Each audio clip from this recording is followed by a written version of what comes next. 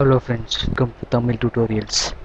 So how to create a free website? அந்த tutorialல நம்ம இன்னைக்கு என்ன பார்க்க போறோம் அப்படின்னா some basic coding to design a website. ஓகேங்களா? ஸோ அதான் நம்ம பார்க்க போறோம். ஸோ நம்ம வழக்கம் போல் ப்ரௌசர் நம்மளுடைய வெப்சைட் அட்மின் பேஜ் வந்து ஓப்பன் பண்ணிக்கோங்க. ஸோ இப்போ நான் என்ன பேஜில் இருக்கேன், கான்டாக்ட் அப்படிங்கிற பேஜில் இருக்கேன். ஸோ அந்த பேஜில் வந்து இப்போ நான் கோடிங் எழுதியிருக்கேன். ஸோ என்ன நான் லைன் எக்ஸ்பிளைன் பண்ணுறேன். HTML, ஓகேங்களா? HTML ஓப்பன் பண்ணிக்கோங்க. Head, title and style. நம்ம வந்து இங்கே CSS யூஸ் பண்ண போகிறோம். ஓகேங்களா? நம்ம வெப்சைட்டை வந்து இன்னும் அட்ராக்டிவாக காட்டணும், இன்னும் வந்து ரொம்ப டிசைனாக காட்டணும், கிராஃபிக்கலாக காட்டணும் அப்படின்னா நம்ம CSS யூஸ் பண்ணோம். இது வந்து CSS கோடிங்கு. ஸோ அதான் ஸ்டைல் டைப் வந்து டெக்ஸ்ட் பை CSS. ஸோ ஏன் நம்ம டைப் ஸ்பெசிஃபை பண்ணணும் அப்படின்னா ஜாவா ஸ்கிரிப்ட் அப்படிங்கிற ஒன்று இருக்குது, CSS அப்படின்னு ஒன்று இருக்குது.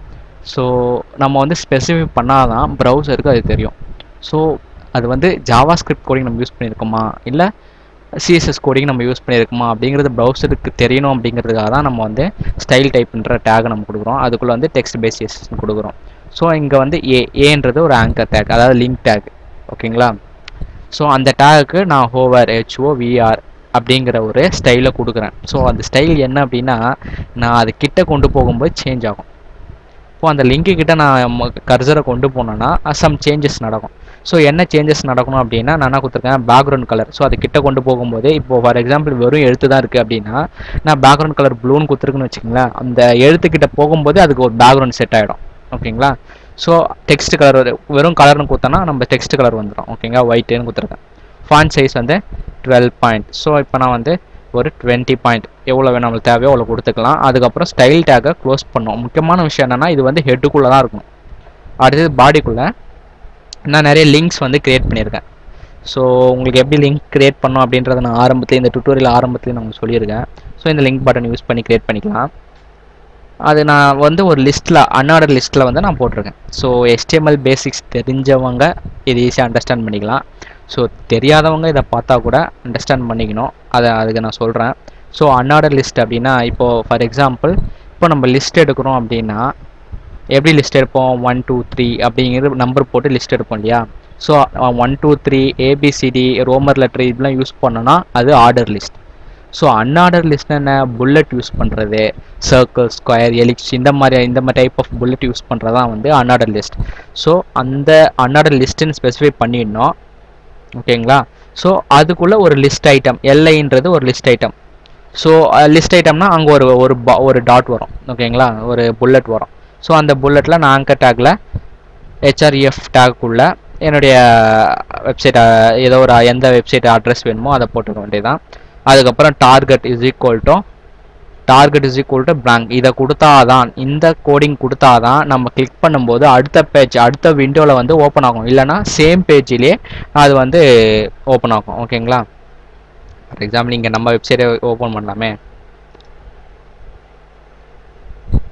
வெப்சைட். ஸோ இந்த இடத்துல வந்து www.groupstudy.n.nu இதுதான் வந்து நம்ம வெப்சைட். ஓகே கொடுத்துட்ட உடனே ஸோ இதில் வந்து நான் வந்து ஆர்டர் லிஸ்ட் யூஸ் பண்ணி இதில் வந்து லிஸ்ட்டில் யூஸ் பண்ணி நான் கொடுத்துருக்கேன். அதுக்கப்புறம் அன்ஆர்டர் லிஸ்ட்டை வந்து க்ளோஸ் பண்ணிக்கணும். இது வந்து நான் நார்மலாக எதுவுமே கொடுக்காம டேரெக்டாக கொடுத்துருக்கேன். ஸோ இப்படி கொடுக்கும்போது என்ன ஆகும், பக்கத்தில் வரும். ஸோ நம்ம அதனால் என்ன பண்ணோம், பிரேக் யூஸ் பண்ணோம். /br அப்படின்னு கொடுத்துட்டோன்னா அது வந்து ஒரு பிரேக் டேக். காப்பி பண்ணி மற்றதுக்கும் நம்ம காப்பி பண்ணிக்கலாம். ஓகே, மற்றதுக்கும் பேஸ்ட் பண்ணிக்கலாம். ஸோ இங்கே பிரேக் கொடுத்தா தான் அடுத்தடுத்த லைனில் வரும், இல்லைனா வந்து ஒரே லைனாக வந்துடும். ஓகேங்களா? ஸோ அந்த டிஃப்ரென்ஸ் நான் உங்களுக்கு காட்டுறேன் பாருங்கள். ஸோ இதை அடுத்த டேப்பில் ஓப்பன் பண்ணிக்கலாம். ஸோ இப்போ நம்ம க்ரியேட் பண்ணது வந்துருச்சு பார்த்தீங்களா? ஸோ நம்ம வந்து ஆர்டர் லிஸ்ட்டுன்னு போட்டதுனால இங்கே புல்லட் வருது. ஸோ அந்த புல்லட் கிட்ட கொண்டு போகும்போது எனக்கு என்ன ஆகணும், பேக்ரவுண்ட் கலர் வந்து ப்ளூ கலரில் வரணும், டெக்ஸ்ட் கலர் வந்து ஒயிட் கலரில் வரணும். அண்ட் ஃபாண்ட் சைஸ் பார்த்தீங்கன்னா 20 பிக்சல் ஆர் 20 பாயிண்ட் எனக்கு வரணும். ஸோ அந்த மாதிரியான இந்த மாதிரியான எடிட்டிங்லாம் வந்து CSSன்னு சொல்லுவாங்க. CSS யூஸ் பண்ணி இதெல்லாம் நம்ம பண்ணலாம். ஓகேங்களா? ஃபார் எக்ஸாம்பிள் இப்போ இங்கே உங்களுக்கு வந்து கலர் பிடிக்கல, பிளாக் யூஸ் பண்ணிக்கலாம். ஓகேங்களா? பிளாக் யூஸ் பண்ணிக்கிட்டு இப்போ சேவ் பண்ணுறேங்க.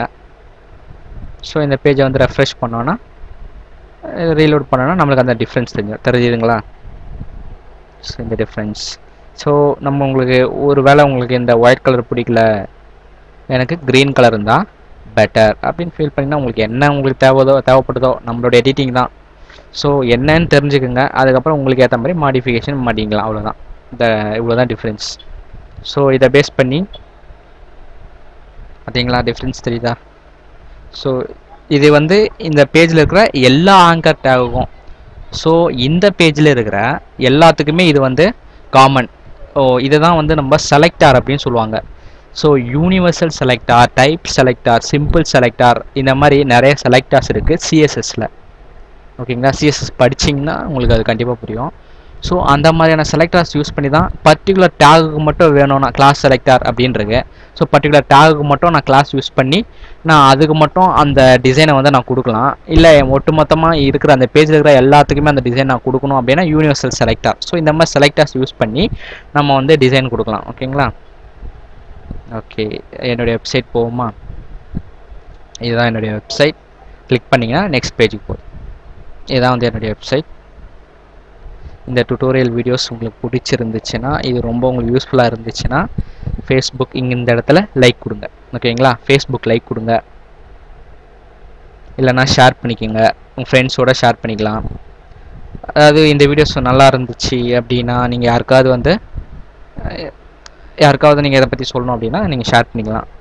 நீங்கள் வந்து வெப்சைட் க்ரியேட் பண்ணோம் அப்படின்னா இந்த வெப்சைட் போங்க, இந்த லிங்க் இருக்கு இல்லையா? ஸோ இந்த பாக்ஸ் இருக்கு இல்லையா? ஸோ இந்த பாக்ஸில் உங்களுக்கு என்ன நேம் உங்களுக்கு வேணுமோ அப்படி ஃபர்தராக நீங்கள் ப்ரொசீட் பண்ணலாம். ஸோ இதில் பண்ணுறதுக்கு உங்களுக்கு என்ன பெனிஃபிட் அப்படின்னா, ப்ரீமியம் அக்கௌண்ட் வந்து உங்களுக்கு 2 வீக்ஸ்க்கு வந்து உங்களுக்கு ப்ரீமியம் அக்கௌண்ட் கிடைக்கும். ஸோ என்னுடைய பெனிஃபிட் வந்து உங்களுக்கும் சேர்த்து கிடைக்கும். ஓகேங்களா? இப்போ இது வந்து 2 வீக்ஸ்க்கு ப்ரீமியம் அக்கௌண்ட் இருக்குது.